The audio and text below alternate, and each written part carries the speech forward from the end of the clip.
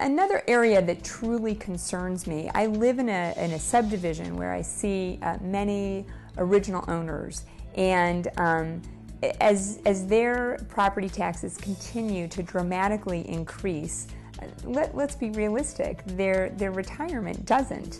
They don't get a cost of living increase that most people don't get any at all. So what troubles me is that there is a Homestead Act, but at the same time there was another plan that was offered that would have allowed residents a choice about which one really suited them the best. With the Homestead Act, we're actually capping, which means the state gets less revenue than that property's really worth, no matter what, because it's capped. Whereas with the other plan, even though the amount is capped until the estate transfers, ultimately the state will collect more dollars and it will not be felt by anyone because the property is appreciated. It's a win-win for everyone because we don't want to add taxes to anybody. That's not what we want to do. We want to make sure that people can enjoy their money, can be in their homes as long as they can and want to be. In addition, we know that when people are in their homes, it reduces our rising healthcare costs on the state level. When I'm elected, I would let the Homestead Act be there, but I would reinstate the other option so people could decide that if they wanted to cap their property tax for the remainder of the time that they were living in that home, they could do that. And that choice was there before. The legislators removed it. It needs to be put back in.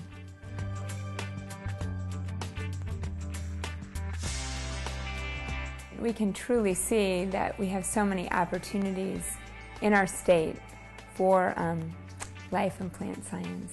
And, you know, they go across the state. We have such an incredible foundation already laid. I will actively work to continually engage the various people involved with plant and life science, be it corporations or not-for-profits, medical leaders, as well as the communities at large themselves, because once the public understands and knows all that we have to offer, not only our state, but humankind at large, then I know that they're going to support what's going on here in Missouri and champion it as I do.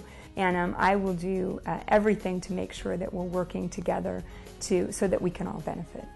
There is really nothing else that's more important than your health.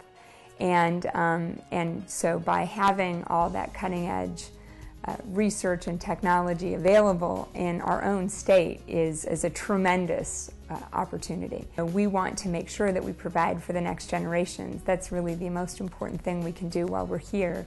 And so by ensuring that there's a strong economy through plant and life science, by making sure that we're looking at education so that we can move into that, so we're always going to be at the highest standards in our state. We are providing so many incredible things here in Missouri. I mean, we are helping to reduce greenhouse emissions with biotechnology.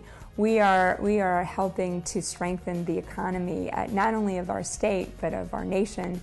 And we are helping abroad. I mean, 22 countries are using plants that we have here, that we've created and worked on. So there's a lot that this brings to our state.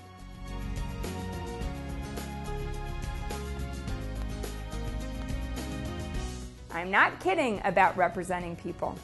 If people cross over their vote for me, I am more than happy to be independent in my judgment, hear everybody in the district, and make sure I am representing the district. But let's be clear. I have been able to gather a tremendous amount of bipartisan support because I understand what's at stake. Not only because I want this job, see, to me this is a job interview, but because I've lived it and I want you all to benefit as I've benefited. What's really important is Are we going to have the vision to move forward and to provide the best? And if that answer for you is the same as it is for me, yes, I am your candidate. I am the best candidate to do that. I will champion what you think is important, because I know that when your voice is heard, we have the best form of governance. So thank you so very, very much. And I'll be happy to take questions.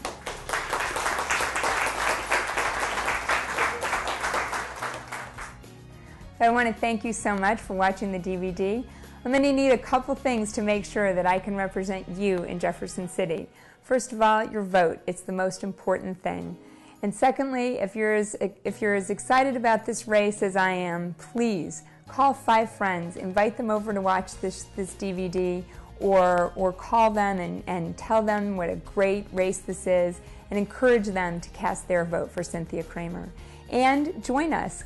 Come to the office, work the polls, and make sure that at the end we have real representation for the 87th District. Thank you.